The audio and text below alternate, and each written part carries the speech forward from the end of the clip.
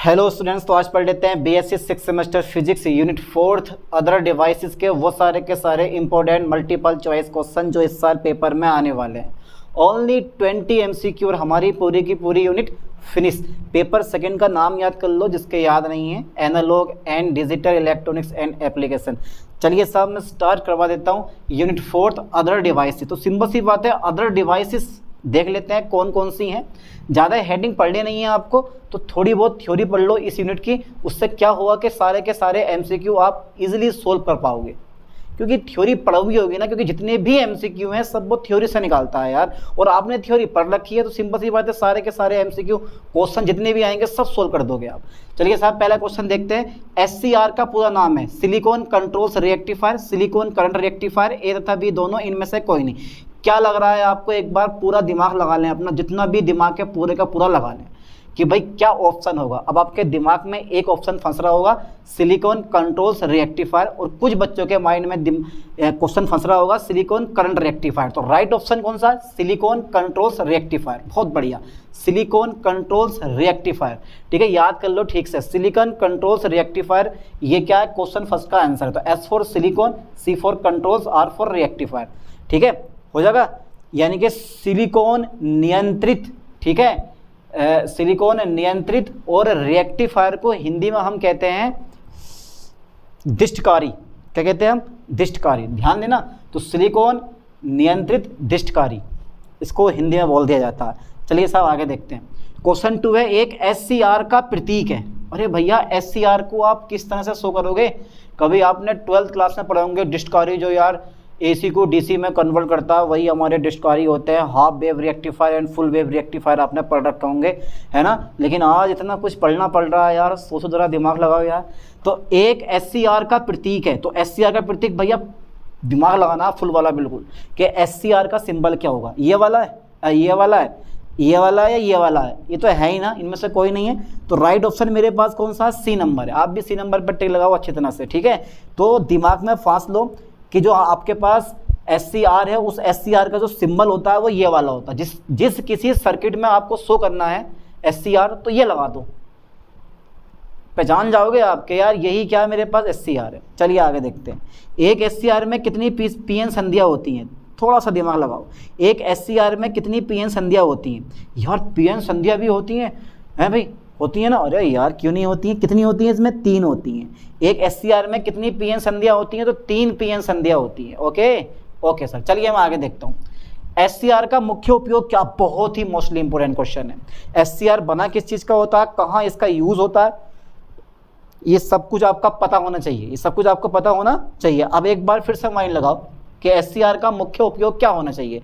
क्या लग रहा है आपके गोल्डन के भाई एससीआर का मुख्य उपयोग शक्ति क्षय में होता है, शक्ति प्रवर्धक में होता है, शक्ति नियंत्रक में होता है, या इनमें से कोई नहीं? पावर कंट्रोल में। अरे यही तो है, पावर को कंट्रोल करने वाला कौन? एससीआर। एससीआर क्या करता है? पावर को कंट्रोल करता है, पावर कंट्रोलर होता है ये एससीआर जो होता है भैया। चलो आगे देखते हैं। एससीआर बनाने के लिए आवश्यक है, एससीआर बनाने के लिए आवश्यक है। पहला पॉइंट तो एससीआर जो होता है वो सिलिकॉन का बना होता है, लेकिन और भी बहुत कुछ होता है। खाली सिलिकॉन हाथ में रखने से पूरा एससीआर नहीं बन जाएगा, और भी सिस्टम मिलाना पड़ता है यार, तब जाके बनता है। तो एससीआर बनाने के लिए आवश्यक है 2 प्रतिरोध, 2 डायोड, 2 ट्रांजिस्टर, और या फिर 2 FET। FET की फुल फॉर्म पिछले लेक्चर में पढ़ रखी है, फील्ड इफेक्ट, ठीक है, ट्रांजिस्टर। पढ़िए पीछे? अरे जरूर पढ़िए, क्यों ना पढ़ोगे। तो 2 ट्रांजिस्टर से मिलकर बनता है एससीआर। ध्यान देना, एससीआर बनाने के लिए आवश्यक है 2 ट्रांजिस्टर। 2 ट्रांजिस्टर याद कर लो ठीक से, सी नंबर लगा लो। ओके, क्वेश्चन नंबर 6 है, एससीआर में ऑन अवस्था को कहते हैं। अरे बहुत बढ़िया क्वेश्चन है। फायरिंग, फायरिंग बोलते हैं। एससीआर में ऑन अवस्था को क्या बोलते हैं हम? फायरिंग कहते हैं। एससीआर में ऑन अवस्था को फायरिंग कहते हैं। आगे देखो मत, शक्ति यानी कि शूटिंग, ब्रेक डाउन, हंटिंग नहीं बोलते हैं, कुछ नहीं कहते हैं, बस फायरिंग कहते हैं, फायरिंग। ठीक है, अब आगे देखते हैं। यूजेटी कितने टर्मिनल का होता है? टिज़ 3 टर्मिनल, 3 टर्मिनल का होता है, जिसमें एक एमिटर होता है, 2 बेस होते हैं, B2 और B1, B2 ऊपर और B1 नीचे। आगे पढ़ेंगे इसके बारे में। यूजेटी यूनी जंक्शन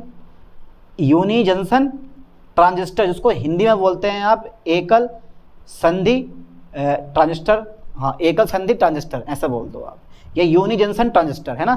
कितने टर्मिनल का होता है? तो मैंने बोला 3 टर्मिनल का होता है। इसका मतलब है 3 टर्मिनल का होता है और बना काय का होता है? सेमीकंडक्टर का बना होता है। ठीक है, चलिए साहब आगे देखते हैं। अभी यूजेटी का प्रतीक आ गया, सिंबल आ गया। तभी तो बोल रहा हूँ सिंबल तो ऐसे भरे मिलेंगे पेपर में, आपको भरो भाई जबरदस्ती। तो यूजेटी का प्रतीक है, यूजेटी का प्रतीक है भैया। देखो ये बेस B2 आ गया, बेस B1 आ गया, एमीटर आ गया। ऊपर B2 आ गया, बेस हमारा नीचे B1 आ जाएगा और मेरे पास एमीटर ही आ जाएगा। अच्छा बेटा कौन सा लग रहा है आपको, जल्दी बताओ। तो ये वाला है या ये वाला है, या ए और बी दोनों से शो कर सकते हो, या इनमें से कोई नहीं? तो मैं जो बता रहा हूँ ना उस पर जरा फोकस करना ठीक से। ये जो टेढ़ी वाली लाइन है, टेढ़ी वाली गई, ये ऐसे करके जो जा रही है, ऐसे मुड़ जो रही है, ये तो सीधी है भैया। ये जो टेढ़ी वाली जा रही है, ये मेरे पास बी नंबर होगा। ध्यान देना, देखो कितना बड़ा अंतर है। एक SCR का प्रतीक हमारे पास ये है और एक UJT का प्रतीक मेरे पास ये वाला। ठीक है, लाइन पे ध्यान देना। तो इनको दिमाग में, इन क्वेश्चन को दिमाग में रख के लेके जाना जब भैया पेपर आओ। और अबे यार 15 मिनट 20 मिनट का लेक्चर होता है, ठीक है, पेपर से 3-4 घंटे भी पढ़ने बैठ गए ना आप, तो 8 की 8 यूनिट निपटा दोगे आप पढ़ के देखना जरा, 8 की 8 यूनिट के MCQ निपटा दोगे। इनमें से लगभग आपका पेपर फंसने वाला। कितना ईजिली है। चलिए साहब 8 क्वेश्चन हो गए, इसके बाद देखते हैं 9वां क्वेश्चन। यहाँ तक का स्क्रीनशॉट ले लो।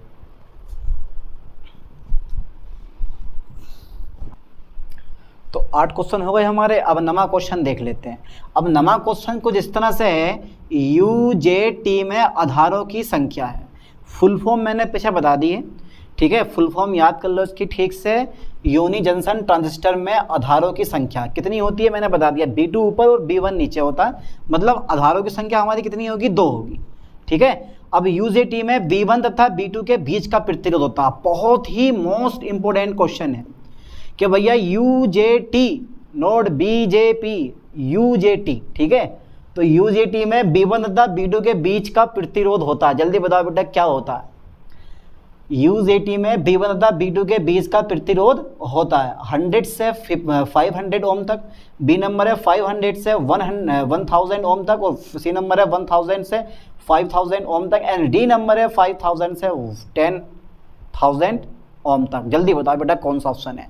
बिना पढ़े तो आपसे क्वेश्चन पे टिक लग ही नहीं सकता है। जब तक आपको पता नहीं होगा तो हमारा D नंबर है, ठीक है, 5000 से 10000 ओम तक इसका राइट ऑप्शन है। UJT में B1 तथा B2 के बीच का प्रतिरोध होता है 5000 से 10000 ओम के बीच होता है।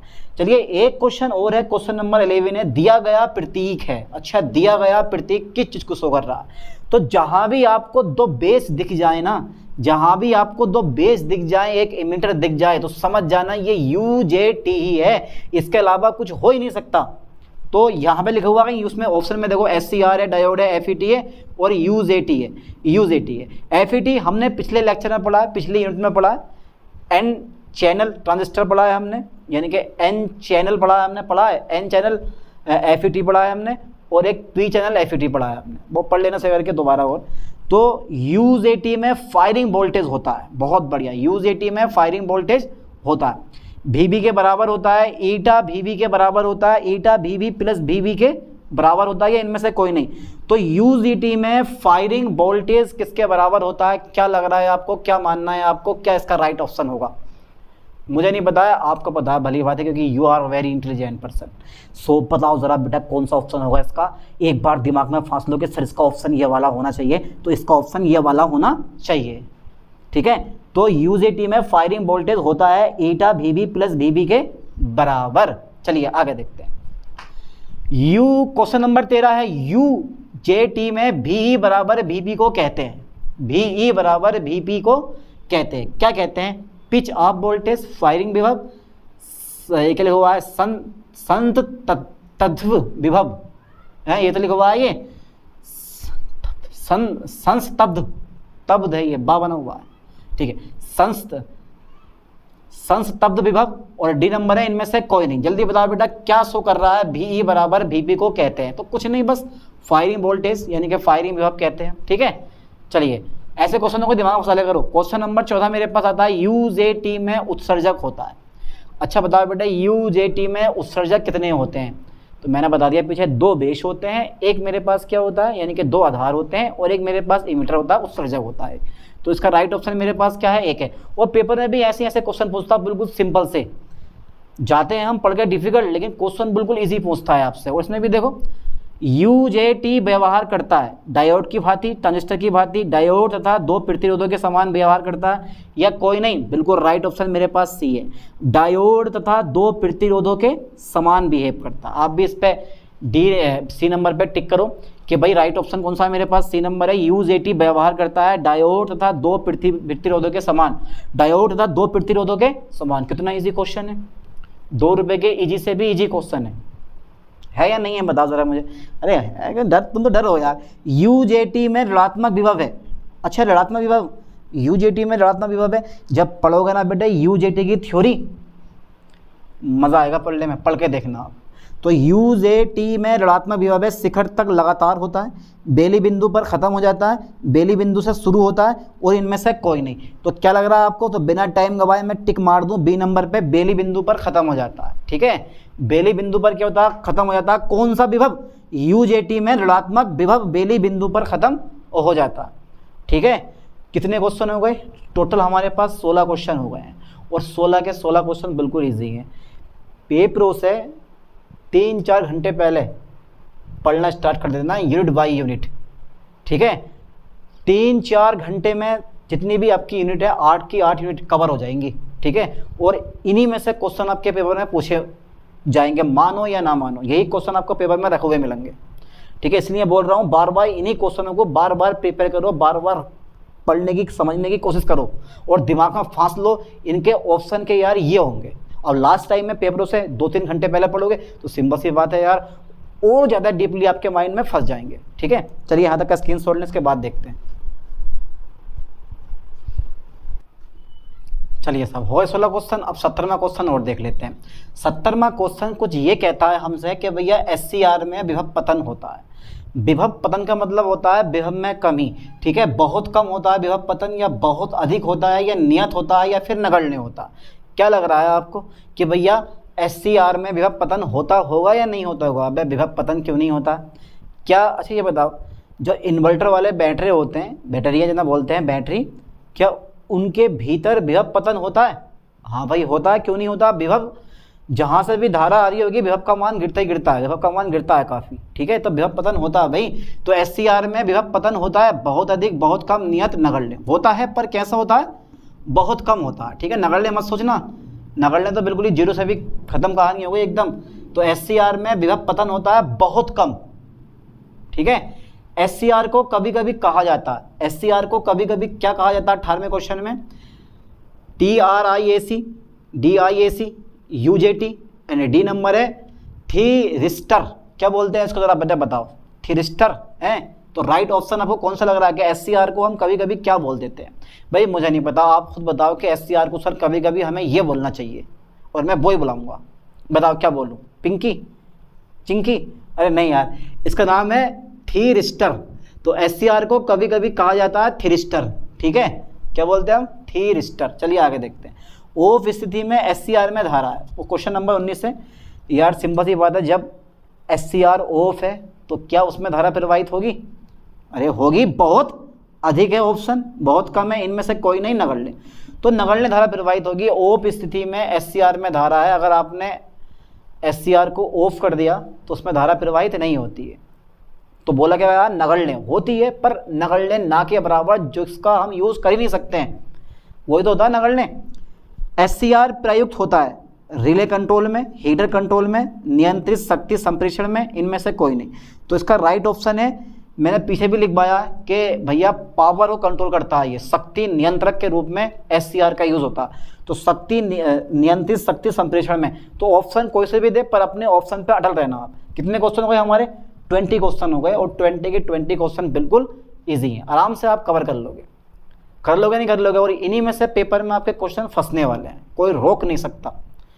ठीक है, तो यही मोस्टली इंपोर्टेंट 20 क्वेश्चन आपको प्रिपेयर करके जाने हैं अच्छी तरह से, और इनमें से ही जितने भी इस यूनिट के 8 या 9 क्वेश्चन पूछेगा या 10 क्वेश्चन पूछेगा, आप आराम से कर दोगे सोल्व। ठीक है, चलिए अब मिलते हैं नेक्स्ट लेक्चर में नेक्स्ट वीडियो के साथ। थैंक्स।